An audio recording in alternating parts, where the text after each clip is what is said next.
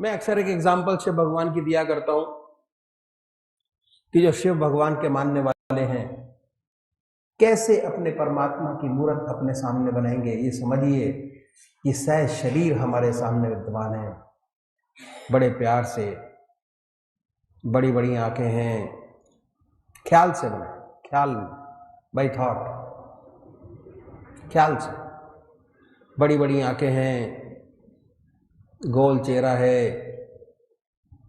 जटाएं हैं, सर्पों की माला है, रुद्राक्ष पहने हुए हैं, बनाए ख्याल से।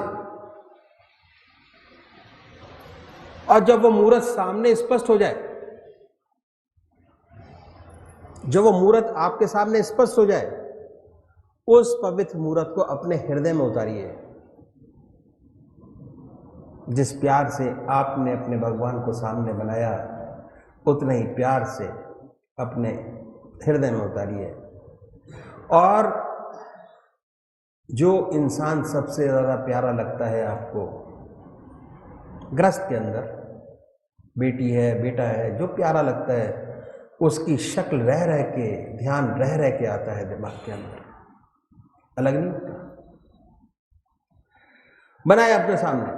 और जो हमारा दिल है, दिल की धड़कन कहते हैं बंद हो गई, चला गया, चल रही है, चल रहा है, बंद हुई, चला गया। उस दिल की धड़कन में जो आपका नाम है, उसको हर धड़कन पर सुनने की कोशिश करें। ओम नमो शिवाय, बड़े प्यार से ओम नमो शिवाय।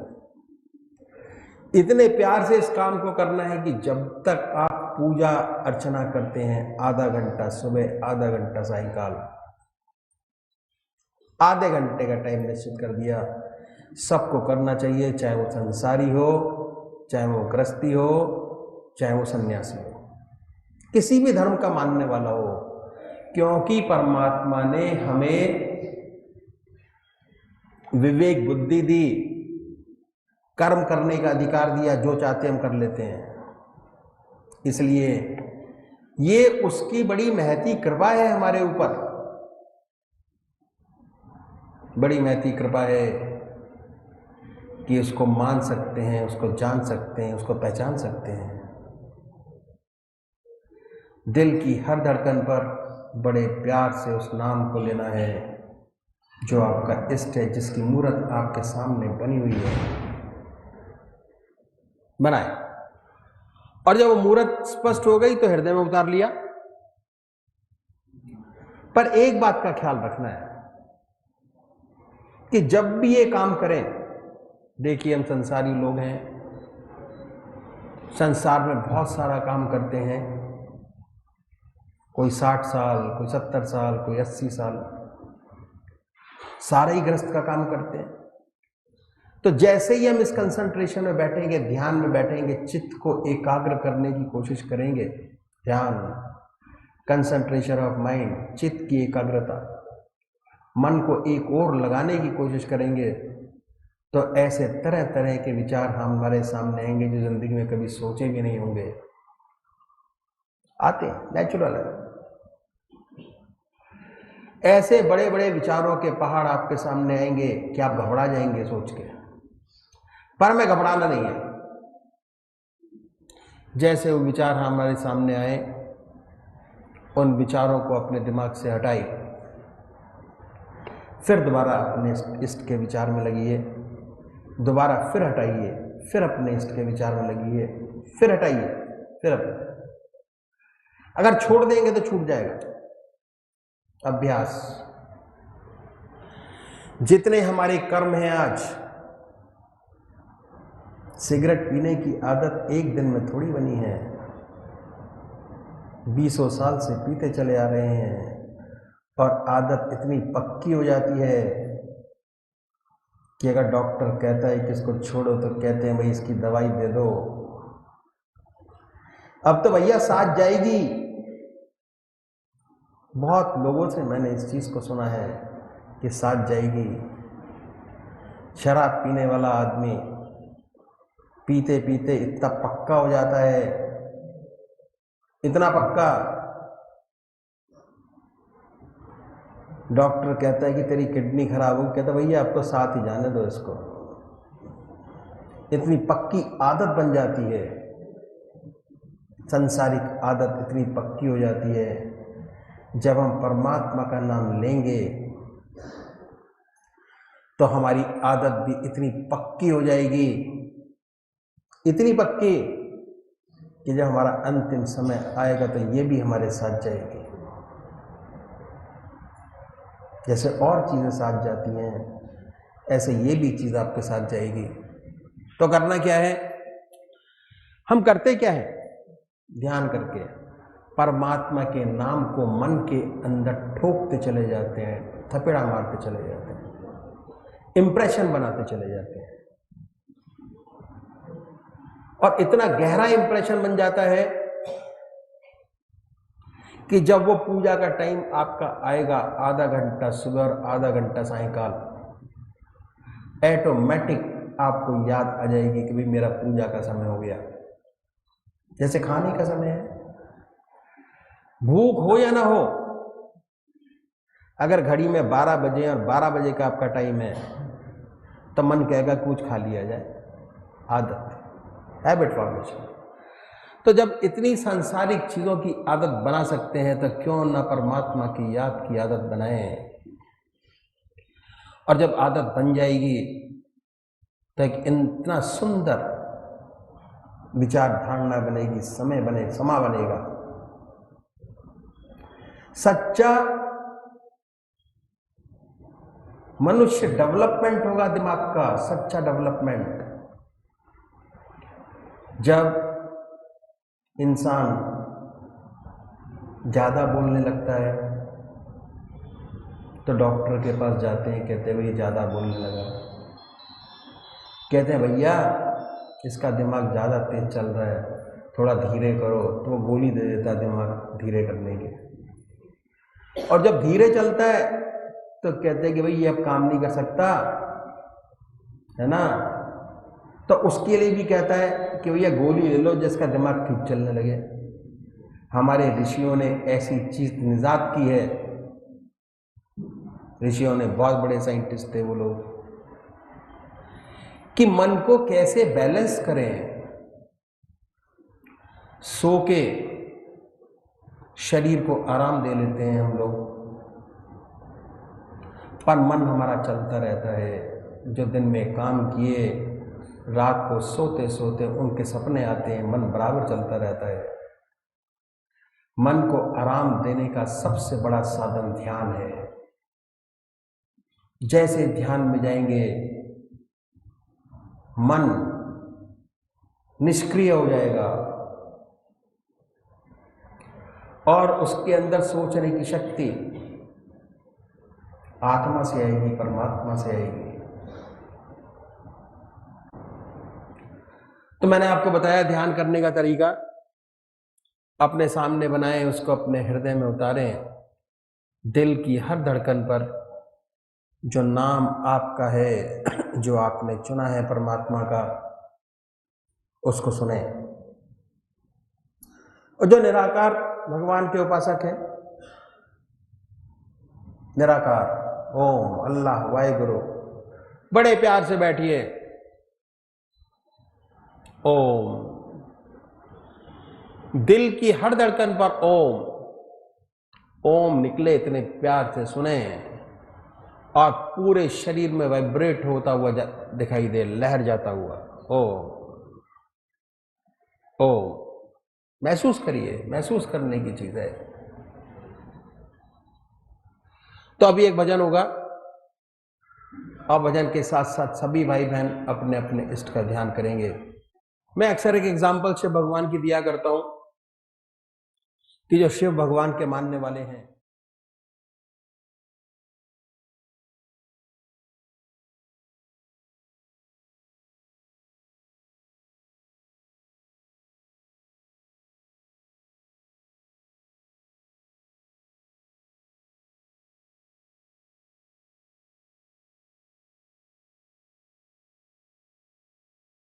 ध्यान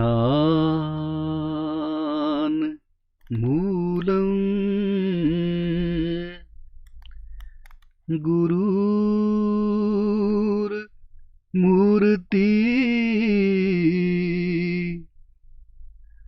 पूजा मूलम् गुरुपदम्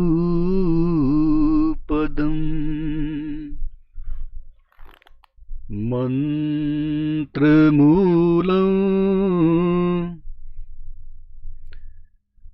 गुरुर्वाक्यम्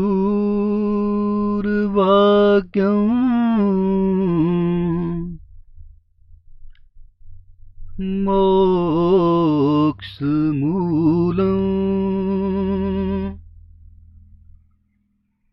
गुरु कृपा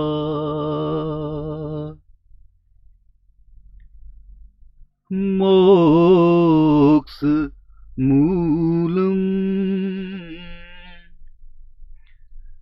गुरु कृपा।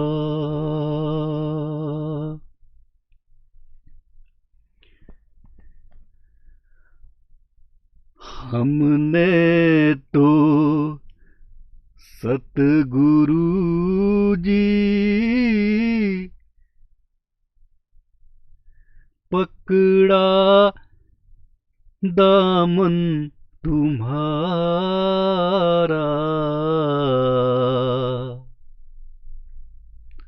तू आसरा हमारा,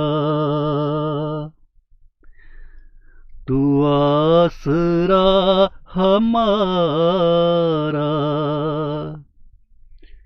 हमने तो सतगुरु जी पकड़ा दामन तुम्हारा, तू आसरा हमारा, तू आसरा हमारा, तू आसरा हमारा,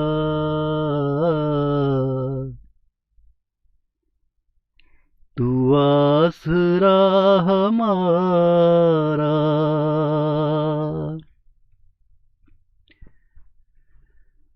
प्रहलाद के सहाई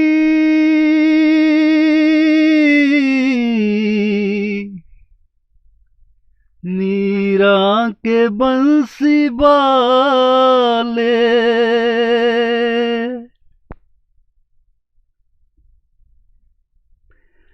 प्रहलाद के सहाई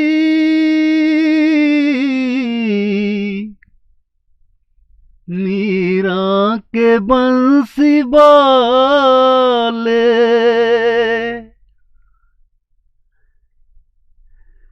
भक्तों के दाता तूने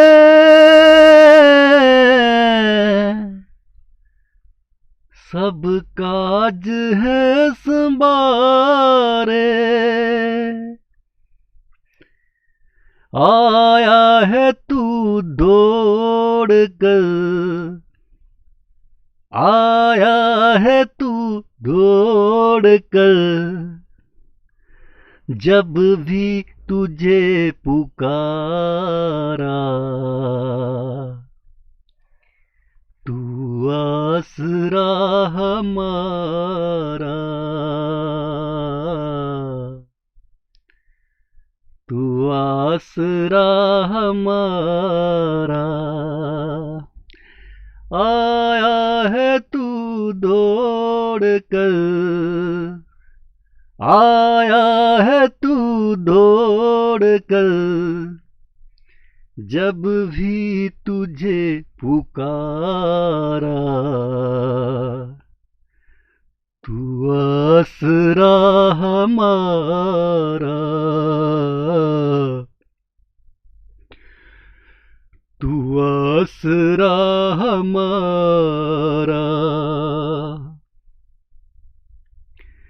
हमने तो सतगुरु जी पकड़ा दामन तुम्हारा,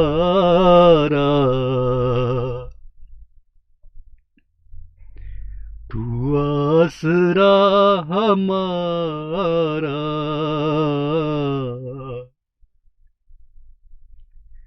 तू आसरा हमारा।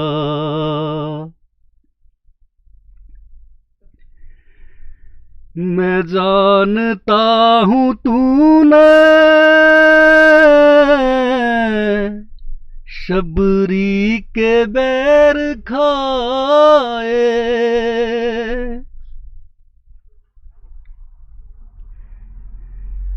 मैं जानता हूँ तूने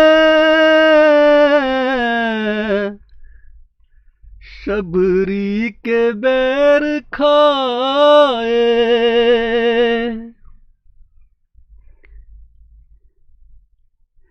कभी भक्त सुदामा के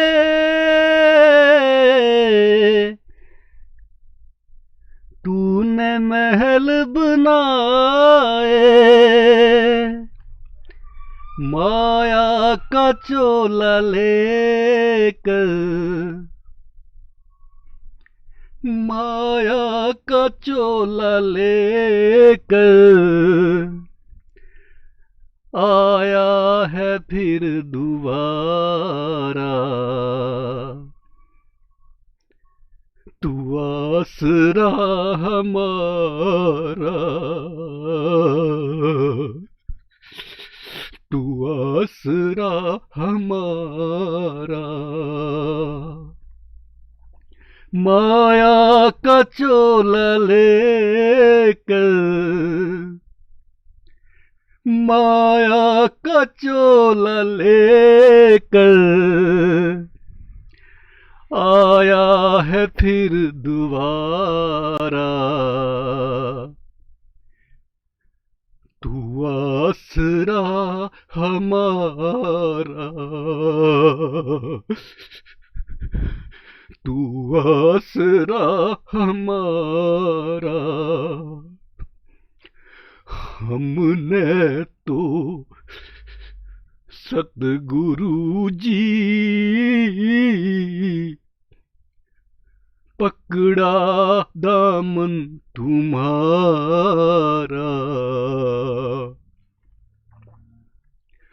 तू आसरा हमारा,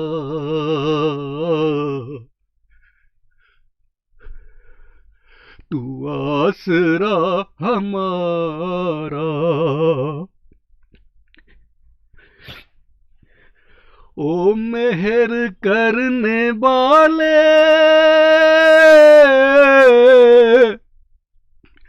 हम पर भी मेहर करना।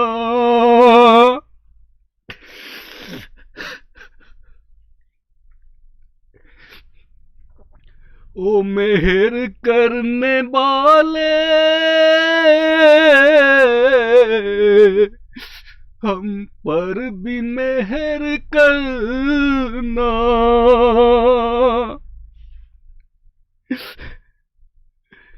करके नजर दया की दीनों की झोली भरना। मेरी ये आरज़ू है, मेरी ये आरज़ू है, दर छूटे ना तुम्हारा। तू आसरा हमारा,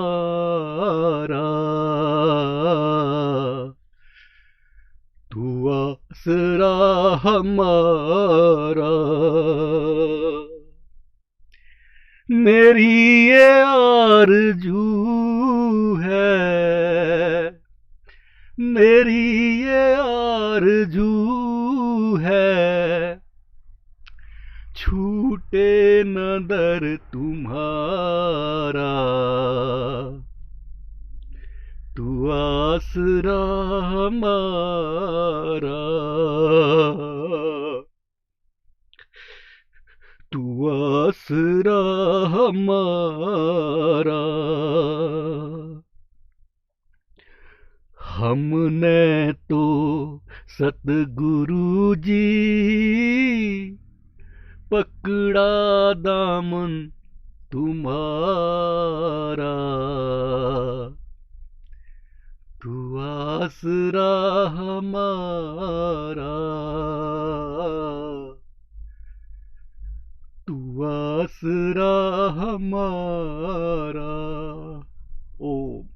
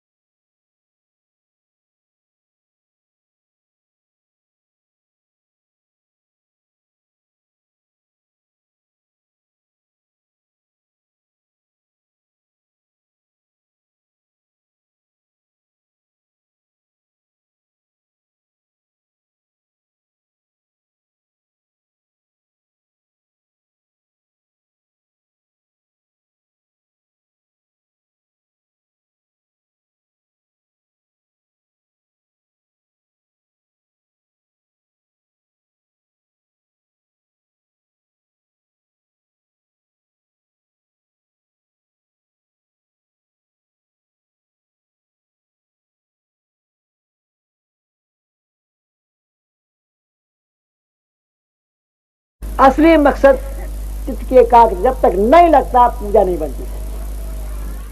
सच्ची पूजा तभी बनती है और जिनको बनती है उसका आनंद वही जाने। अगर उनको वो आनंद ना मिले तो दिन भर खोए खोए रहते हैं। कोई चीज चली गई है, कोई असल चीज से हम दूर हो गए, ऐसा उनको जिंदगी में अनुभव होता है। एक खाना ना मिले तो कोई बात नहीं, और अगर ऐसी पूजा नहीं बनी तो दिन खिन्न रहता है। तो ये तरीका इन संतों ने बताया कि ऐसे हम अभ्यास करें, ऐसे हम पूजा करेंगे तो इस आधा घंटे का ही हमें विशेष लाभ होगा। जो जो हमें चित्त की एकाग्रता मिलती जाएगी, हासिल होती चली जाएगी, वैसे ही वैसे हमारे अनुभव खुलते चले जाएंगे। और जब तक अनुभव नहीं होते ज्ञान पक्का नहीं होता। ज्ञान अनुभवों से पक्का होता है, पढ़ने से नहीं होता। किताबें पढ़ने से तो परिभाषाएं आती, ज्ञान नहीं आता। ज्ञान तो करने से आता है, ऐसी उपलब्धि से आता है। सच्चा ज्ञान बिना अनुभव के सच्चा ज्ञान नहीं होता, परिभाषाएं में। ये तरीका इन संतों ने बताया उनके लिए कि जो साकार पुजारी। अब दूसरे भाई है निराकार पुजारी, वो क्या करे? वो मूर्ति नहीं मानते, स्वरूप भगवान का नहीं मानते, कोई बात नहीं।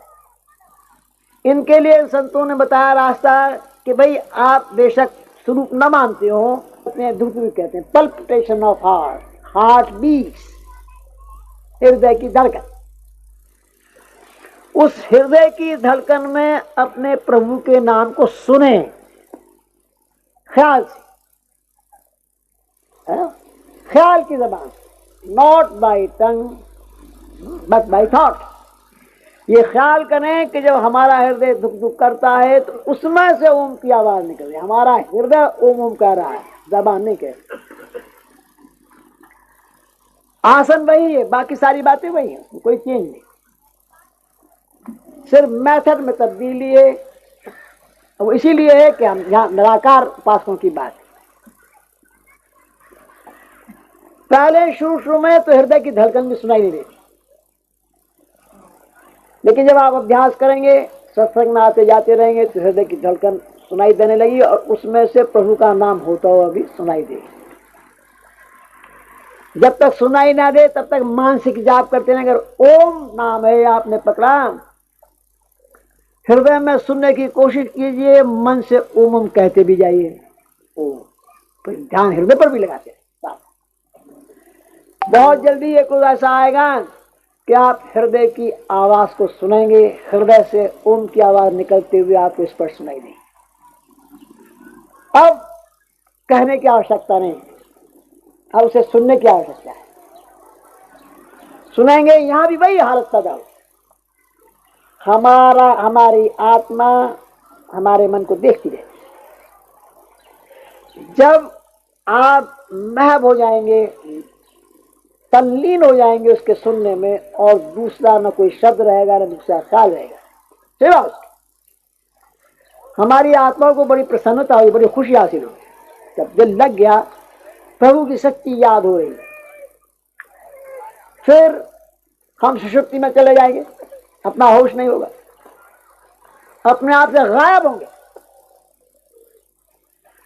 और फिर होश आएगा तो उस प्रभु की फिर याद होगी, फिर उसी शब्द को सुनते हो। तो ये तरीका, पूजा का मेथड इन संतों ने बताया कि अगर हम इस तरीके से पूजा करेंगे तो हमें विशेष लाभ होगा। और ये आधा घंटा ही हमें, आधा घंटा सुबह आधा घंटा सायंकाली हमारे लिए बहुत लाभकारी सिद्ध होगा अगर हम इस प्रकार पूजा करें।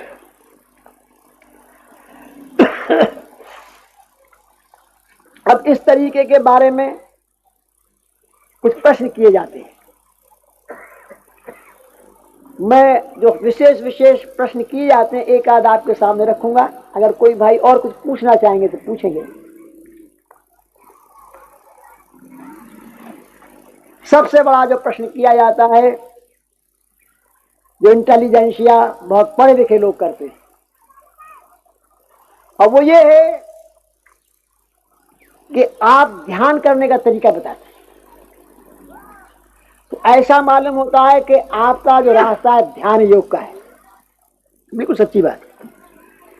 ध्यान करने का तरीका बताते हैं तो ध्यान योग तो है ही है। ध्यान योग का जो अथॉरिटी सबसे बड़ी पतंजलि महाराज की कहते हैं। पतंजलि महाराज ध्यान योग की अथॉरिटी है। और पतंजलि महाराज ने जहां ध्यान करने का तरीका बताया तो उन्होंने ये बताया है, सिद्धासन से बैठे साधक, उसका कुशा का आसन हो, पृथ्वी से 5 उंगल ऊंचा हो, कुशा बिछी हो, पवित्र वस्त्र हो, मृगशाला हो, फिर बैठे सिद्धासन से बैठे, नासिका के अग्रभाग को देखे, भौं के बीच में ध्यान लगाए। ये तरीका बताया पतंजलि महाराज। और गीता में भगवान कृष्ण ने भी यही तरीका बताया कि साधक 5 उंगल ऊंचा उसका पृथ्वी से स्थान हो, जिस पर बैठे, कुशा का आसन हो, पवित्र वस्त्र हो, मृगशाला हो, सिद्धासन से बैठे, नासिका के अग्रभाग को देखे, भौं के बीच में ध्यान दें। नियम का पालन, ब्रह्मचर्य का पालन, आसन की सिद्धि, प्राणायाम की सिद्धि, प्रत्याहार, ध्यान, धारणा ध्यान, समाधि, 7वां ध्यान है। ये सब सिद्ध हो जाने के बाद फिर ध्यान करे। जब ये सिद्ध हो गया तो अब ध्यान लगाइए यार, तो कोई अर्ज नहीं। आ गया चल। ब्रह्मचर्य पर बड़ा भारी दोष। ब्रह्मचर्य ऐसे भगवान कृष्ण ने जहां ये अभ्यास करने का तरीका बताया है, उससे पहले ये कहा है कि ऐसा साधक, माता पिता का ब्रह्मचर्य भी बड़ा ऊंचा रहा, वो इस अभ्यास को कर सके। तो अब हम अगर पढ़ के, गीता पढ़ के, पतंजलि योग को पढ़ के अभ्यास करने लगे और उसकी जो प्री रिक्विजिट्स हैं उस पर ध्यान न दें तो फायदे की जगह नुकसान हासिल होगा। फ्लेक्सिबिलिटी होगी कि आप उस स्ट्रेन को बर्दाश्त कर लें और आपकी प्राणवायु मस्तिष्क में बैठ जाएगी, जो उसका आशय। जो अभ्यास किया जाता है इसीलिए किया जाता है कि हमारी प्राणवायु हमारे मस्तिष्क में ऊपर के चक्रों में बैठती चली जाए और बढ़ जाए। लेकिन अगर ब्रह्मचारी नहीं है तो क्या हुआ कि हमारी नर्व में वो फ्लेक्सिबिलिटी नहीं है, वो लोच नहीं है, तो नर्वस ब्रेकडाउन हो जाए। और अक्सर नर्वस ब्रेकडाउन के बहुत से केसेस ऐसे मिलते हैं कि जो किताबें पढ़ के या ऐसे ही ये अभ्यास करना पड़ा, किसी सुन के अभ्यास करना प्रारंभ, बिना गाइडेंस के अभ्यास करना प्रारंभ करते। क्योंकि हमारा रास्ता गृहस्थी का है, पूर्ण ब्रह्मचर्य का सवाल पैदा नहीं होता, इसलिए हमारे बुजुर्गों ने, हमारे सदगुरुओं ने कहा कि नहीं, हम हृदय से करेंगे, हृदय से अभ्यास करेंगे। अब हृदय में ध्यान कीजिए। जब आप हृदय की तरफ निगाह करेंगे तो आपकी निगाह नीचे है, हृदय की तरफ। मस्तिष्क पर कोई स्ट्रेन नहीं, कोई दबाव नहीं। और ये खास तौर से बताया जाता है कि भाई ध्यान में कभी स्ट्रेन नहीं करना चाहिए। आनंदमय अवस्था बना के बैठिए, ये सोच के बैठिए कि हे प्रभु, मैं तेरे चरणों में विश्राम चाहता हूं, शांति चाहता हूं, तेरे चरणों में मैं विश्राम चाहता हूं। मन से लड़ाई मत लड़िए, उसको प्यार से समझाइए, प्यार से समझा के उधर लगाइए। हृदय, हृदय से तो निगाह नीची है, कोई खतरा नहीं किसी किसी, कोई नर्वस ब्रेकडाउन कभी नहीं होने वाला।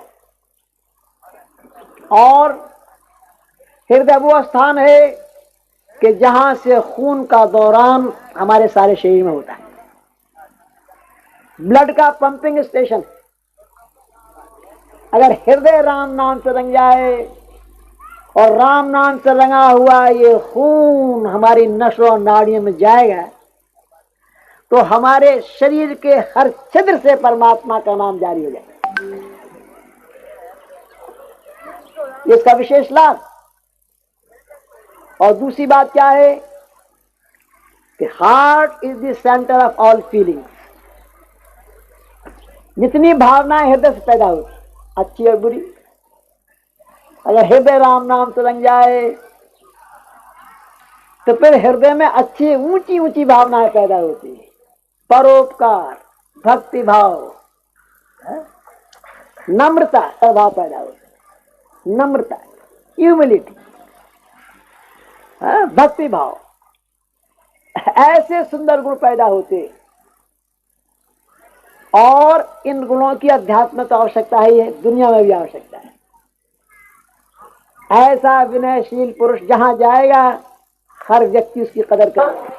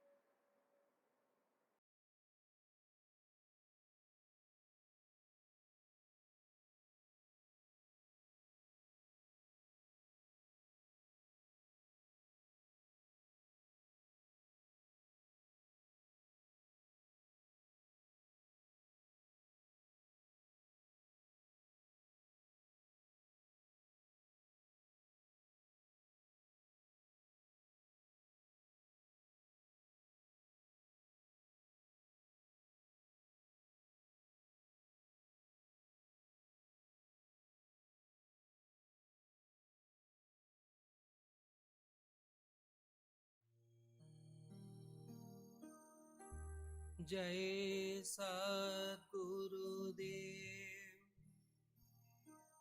जय पद शरणं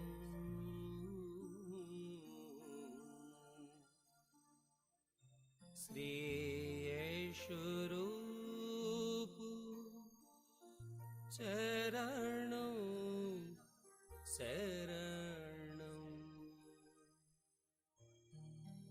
जय सद्गुरुदेव जय पद शरणं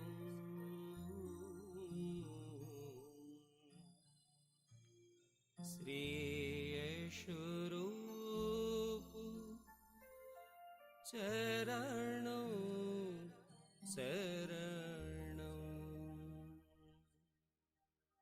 जय सद्गुरुदेव जय पद शरणं श्री स्वरूप चरणं शरणं जय सद्गुरुदेव जय पद शरणं श्री स्वरूप चरणं शरणं जय सद्गुरुदेव जय पद शरणं श्री स्वरूप चरणं शरणं जय सद्गुरुदेव जय पद शरणं श्री स्वरूप चरणं शरणं जय सद्गुरुदेव जय पद शरणं श्री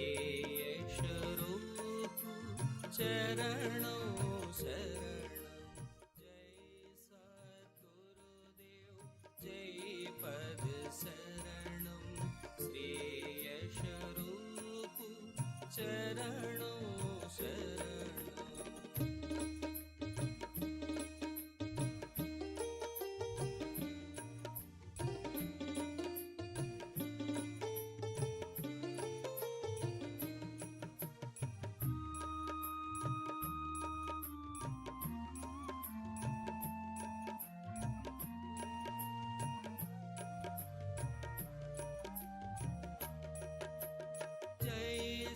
सद्गुरुदेव जय पद शरणं श्री स्वरूप चरणं शरणं जय सद्गुरुदेव जय पद शरणं श्री स्वरूप चरणं शरणं जय सद्गुरुदेव जय पद शरणं श्री स्वरूप चरणं